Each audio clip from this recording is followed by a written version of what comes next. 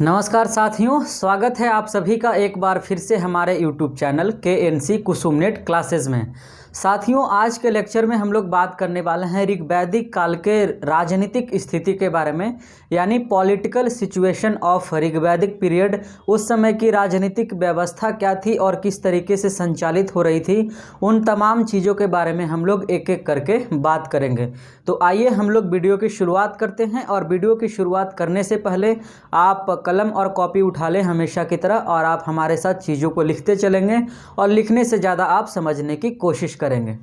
तो सबसे पहले हम लोग बात करते हैं राजनीतिक स्थिति के बारे में। इससे पहले वाले लेक्चर में हम लोगों ने बात किया था ऋग्वैदिक काल के सामाजिक स्थिति के बारे में। अब बातें होंगी राजनीतिक स्थिति के बारे में। पहली बात याद रखिए कि जब आर्यन आए हमारे यहाँ चलकर 1500 BC में, तो भारत में जो लोग पहले से रह रहे थे उनके बीच और आर्यों के बीच, उन दोनों के बीच बहुत सारे लड़ाई हुए, जिसमें एक फेमस लड़ाई है जिसको आप दशराग्य युद्ध के नाम से जानते हो। उसके बारे में हम लोग डिटेल में जानेंगे, कौन से राजा थे और किनके खिलाफ लड़ाइयाँ हुई। तो पहले यह जानिए कि जब आर्यंस वहाँ से चल करके आए तो वो लोग कई तरह के कबीलों में बटे हुए थे। डिफरेंट टाइप का उनका कबीला था और उनके बहुत सारे संख्या थे। लेकिन ऋग्वेद में मुख्य तौर पे हमें 5 कबीलों की जानकारी प्राप्त होती है।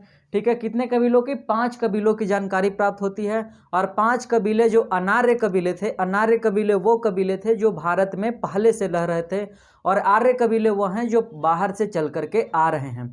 कबीला का अर्थ है दोस्तों एक लोगों का एक छोटा सा समूह। तो आर्यंस जब शुरू दौर में आ रहे हैं तो शुरुआती दौर में वो लोग कबीलों में बटे हुए हैं, जिसको आप जन भी कहते हो, जन में बटे हुए हैं। और उनके 5 मुख्य जन हैं जो फेमस हैं, जिनको आपको सिलेबस में पढ़ना है। वह 5 जन कौन कौन है? सबसे पहले याद रखिए, पहला जन का नाम है अनु। ठीक है, नाम याद रखिएगा, नाम से सवाल पूछा जाता है। अनु, द्रुहा, यदु, पुरु और तुर्बश। एक बार फिर से सुनिए, यनु, अनु, द्रुहा, उसके बाद यदु, पुरु, उसके बाद तुर्बस। यानी टोटल 5 कबीले थे जो कि आर्यों के थे। उसके साथ साथ 5 कबीले थे जो अनार्यों के थे। और वह कौन कौन कबीले थे? पहला का नाम था अनिल, दूसरे का नाम था पख्त, तीसरे का नाम था भलानस, और चौथा था हमारे पास शिव, और 5वां विषाणिन। यानी टोटल 10 कबीले। तो 5 कबीले आर्य हैं, 5 कबीले अनार्यों के हैं। ठीक है, इन दोनों के बीच में कॉन्फ्लिक्ट होगा और यहाँ पर एक लड़ाई होगा जिसको आप दशराग्य युद्ध के नाम से इतिहास में पढ़ते हो। उससे पहले आप जानो कि जब आर्यन कबीले में बटे हुए थे तो उस समय की राजनीतिक इकाइयाँ क्या थी। जब उस समय पॉलिटिकल सिस्टम चल रहा था तो परिवार का क्या रोल था, जन का क्या रोल था, राष्ट्र का क्या रोल था, या फिर कितने तरह के पॉलिटिकल राजनीतिक यूनिट उस समय एग्जिस्ट कर रहे थे।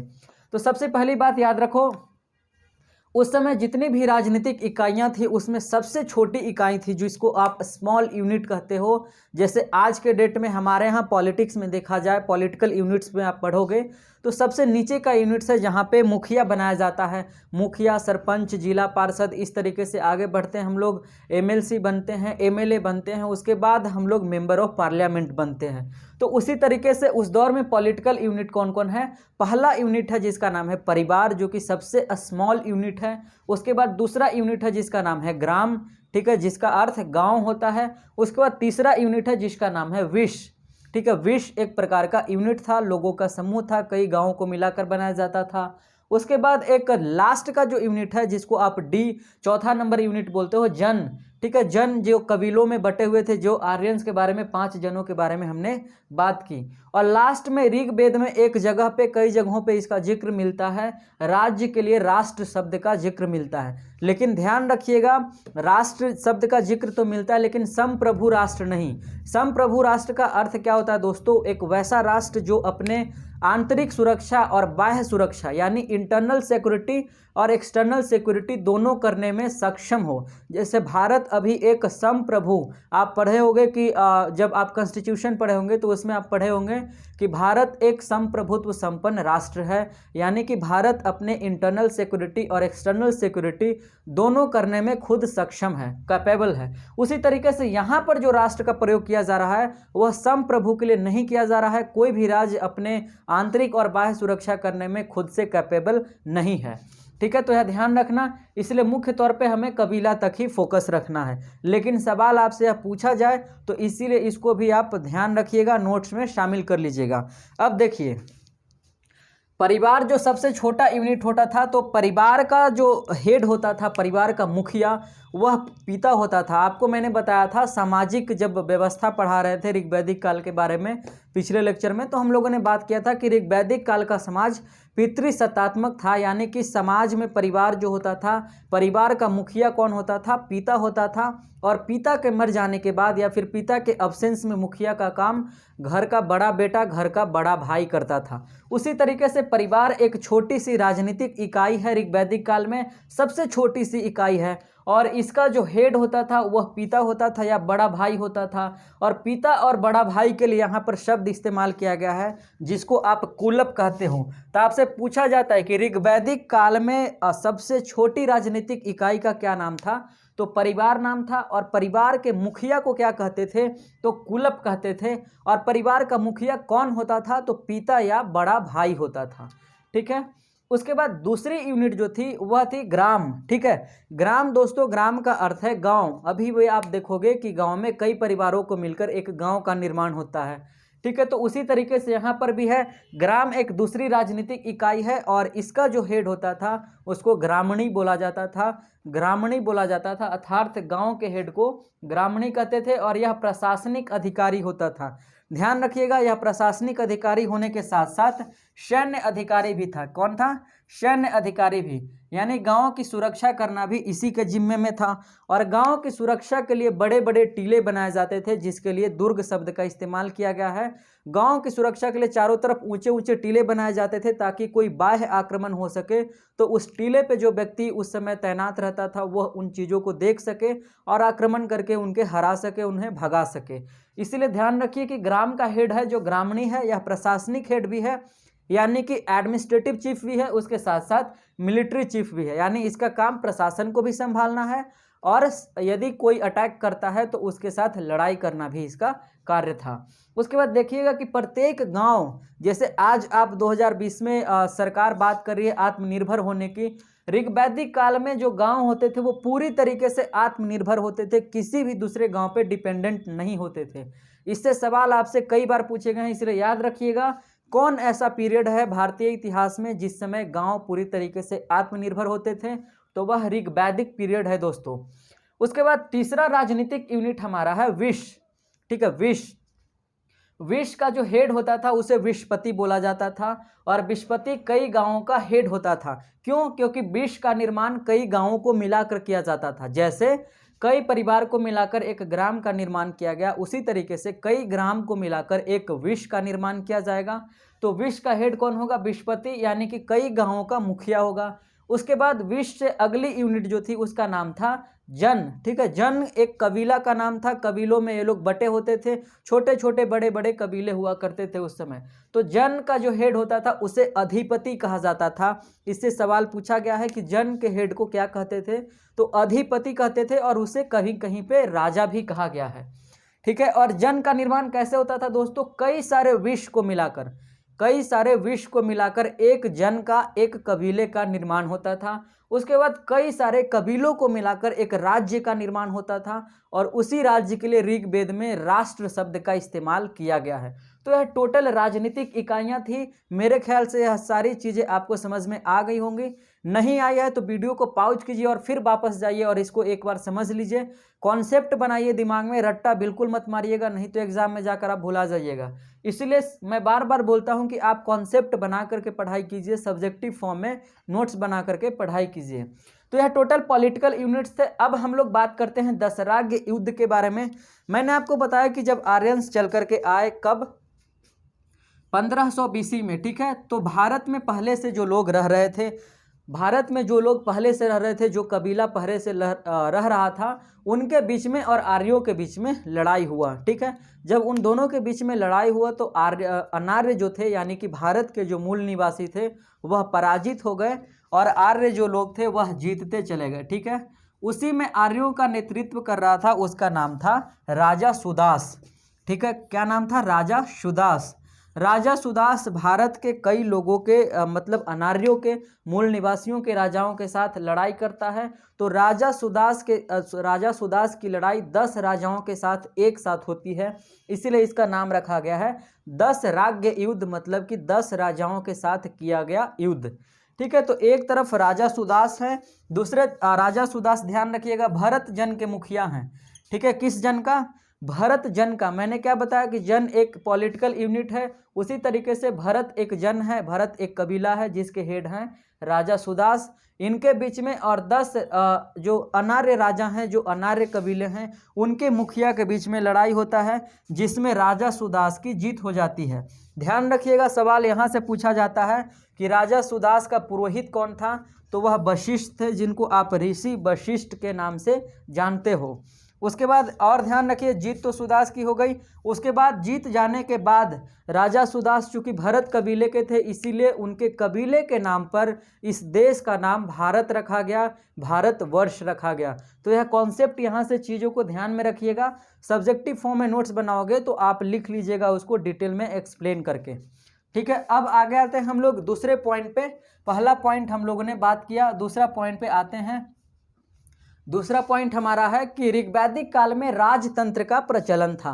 ठीक है, ऋग्वैदिक काल में राजतंत्र का प्रचलन था। यह बातें आपको यहीं से पता चल गया होगा, क्योंकि यहाँ पर राजा के बारे में जब हम लोग पढ़ रहे थे, इसका मतलब है कि ऋग्वैदिक काल में राजतंत्र का प्रचलन था। ठीक है, राजा के लिए राजन शब्द का, पूरा भेत्ता शब्द का, उसके साथ साथ गोप्ता जनस्य 3 शब्द का इस्तेमाल किया गया है राजा के लिए। राजन का अर्थ है जो जनता की सेवा करता था, पूरा भेत्ता का अर्थ है दुर्ग को चीरने वाला। ठीक है, दुर्ग का मतलब है किला। ठीक है, कहीं दूसरे जगह पे अटैक हुआ तो उनके किलों को तोड़ने वाला, किलों को भेदने वाला, उसके लिए पूरा भेत्ता शब्द का इस्तेमाल किया गया है। उसके बाद तीसरा शब्द गोप्ता जनस्य शब्द का इस्तेमाल किया गया है, जिसका अर्थ है जनता का रक्षक, यानी जनता को रक्षा प्रदान करने वाला। उसके बाद आते हैं तीसरे पॉइंट पे। तीसरा पॉइंट है राजा भव्य महल में निवास करता था। उस समय राजा को रहने के लिए बड़े बड़े राजमहल का निर्माण किया जाता था। लेकिन ध्यान रखिएगा कि जो ऋग्वैदिक संस्कृति है, जो वैदिक कल्चर है, वो ग्रामीण कल्चर है, ग्रामीण संस्कृति है। हड़प्पा संस्कृति अर्बनाइज थी, नगरीय सभ्यता थी। फिर भी राजा के लिए भव्य महल का निर्माण किया जाता है।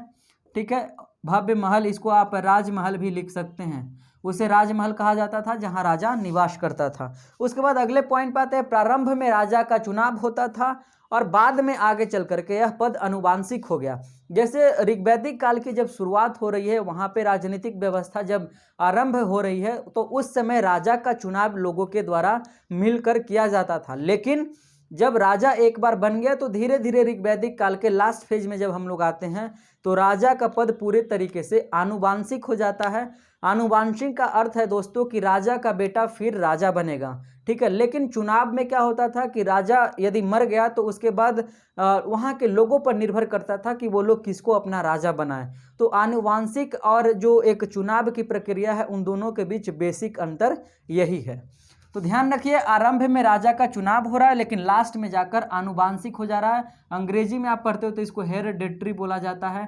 ठीक है, चलिए आगे आते हैं। इस समय जब आपको मैंने बताया कि राजा का काम था जनता को रक्षा प्रदान करना, तो राजा जनता को रक्षा प्रदान करने के बदले में एक कर लेते थे, जिसको बलि कर बोला जाता था।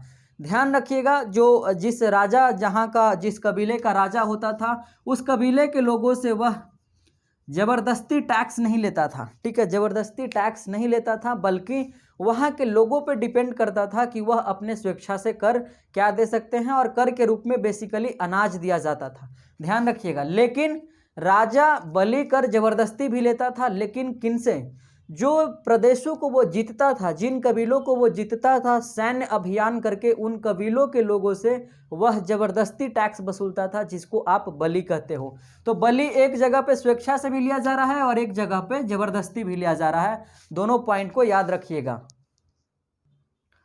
और अगले पॉइंट पे आते हैं हम लोग। छठा पॉइंट है हमारा, राजा भू का स्वामी नहीं होता था, यानी राजा किसी भी जमीन का मालिक नहीं होता था, वह स्वामी नहीं होता था। उसके बाद राजा पर नियंत्रण के लिए 2 संस्था का निर्माण किया गया था। ध्यान रखिएगा, सभा एवं समिति 2 संस्थाएं थी जो कानून बनाती थी, जो राजा पर नियंत्रण करती थी। यानी उस संस्था का क्या नाम था, सभा एवं समिति। इसको याद रखिएगा। इसका इजाद ऋग्वेद में ही पहली बार किया जा रहा है, ऋग्वैदिक पीरियड में। ठीक है, तो राजा पर नियंत्रण के लिए दो संस्था कौन कौन, सभा एवं समिति।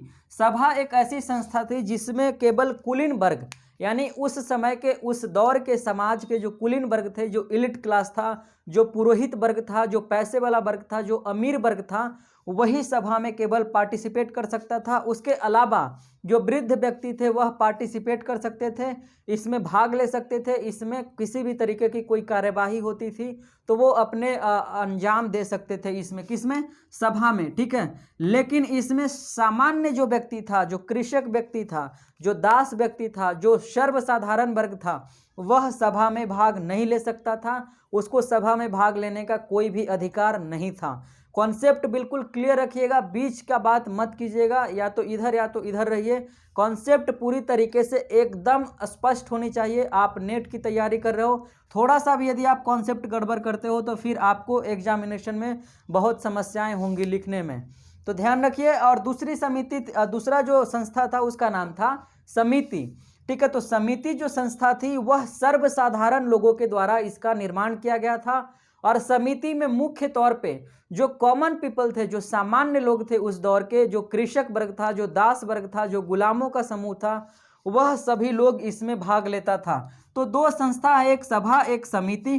ठीक है, सभा में कुलीन वर्ग है, वृद्ध व्यक्ति हैं, उच्च वर्ग के लोग हैं। समिति में सर्वसाधारण निम्न वर्ग के लोग, कृषक वर्ग के लोग, दास वर्ग के लोग, यह तमाम लोग समिति में भाग लेते हैं। उसके बाद सभा एवं समिति का क्या काम था, मैंने बताया, राजा पर नियंत्रण स्थापित करना, राजा को किसी चीज के लिए सलाह देना। उसके बाद सभा एवं समिति इतनी पावरफुल थी दोस्तों कि राजा को राज्याभिषेक करने के लिए सभा एवं समिति से अनुमति लेना पड़ता था। ठीक है, उसके बाद आगे आते हैं ऋग्वेद में पुरोहित, ग्रामणी एवं सेनानी, यानी तीन प्रकार के अधिकारियों का जिक्र मिला है। कौन कौन तीन प्रकार के अधिकारी हैं, पहला पुरोहित है, दूसरा ग्रामणी है और तीसरा सेनानी है। मैंने यहाँ पे ग्रामणी का जिक्र किया था, यानी कि जो गांव का हेड होता था जिसको ग्रामणी कहते थे, और वह प्रशासनिक और सैन्य अधिकारी दोनों तरह का काम किया करता था। तो यहाँ पर ऋग्वेद में तीन अधिकारियों की चर्चा मिलती है। तीनों का काम क्या क्या था आप एक बार देख लीजिए और इसको लिखिएगा भी। पुरोहित का काम था राजा को मार्ग प्रदान करना, राजा को मार्गदर्शक के तौर पे राजा के लिए कार्य करना, उसको पथ प्रदर्शक के तौर पे उसे चीज़ों को बताना, समझाना। उसके बाद जब कभी भी युद्ध होता था तो पुरोहित, ठीक है, उस दौर का जो धार्मिक क्रियाकलाप करने वाला व्यक्ति है, वह राजा के साथ युद्ध के मैदान में जाता था, लेकिन वह भाग नहीं लेता था, बल्कि वह उसे बताता था कि युद्ध कैसे करना है, तलवार कैसे चलाना है। यह तमाम काम कौन कर रहे थे, पुरोहित करते थे राजा के लिए। ठीक है, जैसे उदाहरण के तौर पे आप देखोगे कि उस समय विश्वामित्र का और वशिष्ठ दो ऋषि हैं, उनका जिक्र सबसे ज़्यादा मिलता है ऋग्वेद में, और वो लोग पथ प्रदर्शक का ही कार्य किए। बिल्कुल उसी तरीके से जैसे आप महाभारत पढ़ते हो तो जो कृष्ण का काम है वही काम उस समय पुरोहित का काम है, पथ प्रदर्शक का काम, जो आपको रास्ता दिखाता है। उसके बाद आगे आते हैं दूसरा अधिकारी जिसका नाम है सेनानी। ठीक है, तो सेनानी का काम था, यह सेनानी एक ऐसा अधिकारी था जो राजा के आदेश पर कार्य करता था। इसका काम सिर्फ और सिर्फ लड़ाई करना था, सिर्फ और सिर्फ आक्रमण करना था। उसके बाद तीसरा अधिकारी है ग्रामणी। ग्रामणी के बारे में मैंने बताया था कि जो गांव का प्रधान होता था, जो गांव का हेड होता था, उसे ग्रामणी कहते थे। यह प्रशासनिक और सैनिक, ठीक है, प्रशासनिक कार्यवाही में भी अंजाम देता था, उसके साथ साथ सैनिक कार्यवाही में भी भाग लेता था। तो ग्रामणी एकमात्र अधिकारी है जो एडमिनिस्ट्रेटिव चीफ भी है और मिलिट्री चीफ भी है, इसको याद रख लीजिएगा। उसके बाद आगे आते हैं, एक नए अधिकारी की चर्चा मिलती है जिसको बोलते हैं अस्पश। ठीक है, अस्पश का मतलब होता है उस समय के जो स्पाई सिस्टम था, यानी गुप्तचर व्यवस्था था, उसी के लिए एक शब्द इस्तेमाल किया गया अस्पश। यह एक तरीके का गुप्तचर अधिकारी होता था, जैसे आज के दौर में हमारे यहाँ सीबीआई हैं, रॉ का एजेंट वगैरह, उसी तरीके से उस समय में अस्पश नाम का अधिकारी होता था। यह सवाल कई बार पूछा गया, इसलिए इसको याद रखिएगा। उसके बाद दूत नामक नए अधिकारी की चर्चा मिलती है जिसका काम था बगल वाले कबीले से किसी भी तरीके का रिलेशन इस्टेब्लिश करना, बिल्कुल उसी तरीके से जैसे आज का काम राजदूत कर रहे हैं, उस दौर में दूत कर रहे थे। आइए, यहाँ तक तो स्पष्ट हो गया। उसके बाद आगे बात करते हैं कि जब राजा अटैक करते थे या फिर साम्राज्य में कबीले में किसी भी तरीके की गड़बड़ी होती थी तो उसके लिए न्यायिक व्यवस्था की क्या बातें की गई थी। लेकिन आपको मैंने बताया था कि ऋग वैदिक काल के समाज अर्थव्यवस्था के बारे में जानने के लिए हमारे पास एकमात्र सोर्स ऋग्वेद है। तो ऋग्वेद में न्यायिक व्यवस्था की स्पष्ट जानकारी हमें नहीं मिलती है कि उस समय क्या जुडिशियल एडमिनिस्ट्रेशन था, जुडिशरी का क्या रोल था। यह तमाम चीज़ों के बारे में जानकारी हमें स्पष्ट रूप से अभी तक प्राप्त नहीं हुआ है। आगे आते हैं, न्याय ज़्यादातर पुरोहित किया करता था। मैंने बताया था आपको कि पुरोहित धार्मिक क्रियाकलाप के साथ साथ राजा को सलाह देता था, राजा को आदेश देता था कि आप इस तरीके का फैसला सुनाइए, यानी कि न्यायिक फैसला जो था मुख्य तौर पे पुरोहितों के हाथ में था। उस समय के जो पंडा थे, उस समय के जो पंडित थे, जो पूजा पाठ करवाते थे, धार्मिक क्रियाकलाप कराते थे, उन्हीं के हाथ में न्यायिक व्यवस्था थी। क्लियर है? चलिए, उसके बाद आते हैं उस समय का जो सबसे आम अपराध है, जैसे कॉमन जो अपराध होता है, कॉमन जो अपराध है वह कौन होता था? पशुओं की चोरी करना। देखो, मैंने बताया था कि ऋग्वैदिक काल का समाज ग्रामीण संस्कृति है, तो इस समय पशुपालन जो है क्लाइमेक्स पे जाएगा धीरे धीरे। तो इस समय जो सबसे कॉमन अपराध है उसको बोला गया है पशुओं की चोरी करना, और पशुओं में भी लोग गाय की चोरी ज़्यादा करते थे। उसके बाद इस समय दंड देने के लिए मृत्यु दंड का कोई भी प्रमाण नहीं मिला है, यानी किसी भी व्यक्ति को मृत्यु दंड नहीं दिया जाता था। उसके बाद शारीरिक दंड की व्यवस्था थी, यानी कि फिजिकली किसी को दंड दिया जाता था, उसको कोड़े लगाना या इस तरीके की तमाम दंड की व्यवस्था की गई थी। उसके बाद अपराधी को खूंटे से बांध दिए जाने का प्रमाण मिला है। जैसे कई सारे अपराधी होते थे जो पशुओं की चोरी करते थे, तो उनको राजा के द्वारा दंड के रूप में उन्हें किसी खुट्टे से बांध दिया जाता था 2 दिन, 3 दिन, 4 दिन, 10 दिन के लिए। तो इस तरीके का प्रमाण हमें ऋग्वेद से प्राप्त हुआ है। उसके अलावा मानव हत्या के लिए, यानी उस समय यदि आप किसी की नर हत्या कर देते थे, किसी व्यक्ति का जान से आप मार देते थे, तो उसके लिए आपको 100 गाय दान में देना होता था। और उसके लिए बताया जाता है कि जिस व्यक्ति के लिए आप 100 गाय दान में देते थे, इसका मतलब है कि उस व्यक्ति के जान की कीमत 100 गायों के कीमत के बराबर थी। इसीलिए उसके लिए एक शब्द का इस्तेमाल किया गया है जिसको शतदाय बोला जाता है। ठीक है, शतदाय, ध्यान रखिएगा, इससे सवाल पूछा गया, इसलिए इसको आप नोट कर लीजिएगा। तो यह टोटल था हमें सामाजिक व्यवस्था के बारे में, राजनीतिक व्यवस्था के बारे में।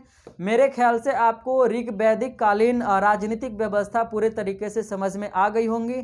इसमें कोई भी पॉइंट अब बचा नहीं है दोस्तों। आप केसी श्रीवास्तव, झैन श्रीमाली या फिर एंशिएंट इंडिया का कोई भी किताब उठा करके आप पढ़िए, 90%, 95% चीज़ें आपको पहले से आपके माइंड में छप जाएंगी, आपको चीज़ें स्पष्ट रहेंगी, किसी भी तरीके का कोई परेशानी नहीं होगा। मैं आपको केसी श्रीवास्तव और झैन श्रीमाली से ही बेसिकली पढ़ाता हूँ, इसीलिए आप भी, मैं कहता हूँ बार बार कि हमारे वीडियोज़ देखने के साथ साथ आप एक बार किताब को भी पढ़ते चलिए, ताकि सारी चीज़ें स्पष्ट होती जाए। और कोई भी चीज़ें यदि हमसे छूट जाती है, कोई नया पॉइंट यदि आपके दिमाग में आता है, या फिर आप कोई अन्य किताब में पढ़ते हैं और आपको लगता है कि मैंने कुछ गलत बोला है, तो आप हमें कमेंट बॉक्स के माध्यम से प्लीज़ बताइएगा। इसके लिए हम आपके सदा आभारी रहेंगे। तो फिर मिलेंगे हम लोग अगले वीडियो में, तब तक के लिए शुक्रिया। जय हिंद, जय भारत।